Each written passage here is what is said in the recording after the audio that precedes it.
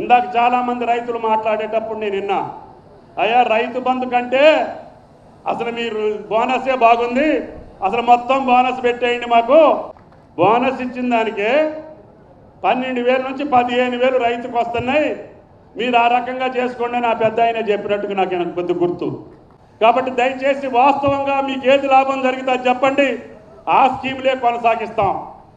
మేము ఆతురతా కొద్దీ మా రైతు బాగుండాలా, ఎంత ఇబ్బంది అయినా సరే రుణమాఫీ చేస్తాం, అదేవిధంగా రైతు భరోసా ఇస్తాం, బోనస్ ఇస్తాం, ఇన్సూరెన్స్ కడతాం, అది చేస్తాం ఇది చేస్తాం అని చెప్పి మిమ్మల్ని ఆశా పల్లకిలో ఊరేగించడం కంటే నిజంగా చెప్పి న్యాయంగా చెప్పి ధర్మంగా చెప్పి ప్రభుత్వానికి ఎంత ఓపిక ఉంటే అంతే చేస్తే రైతు నిలబడతాడని చెప్పి నా ఉద్దేశం.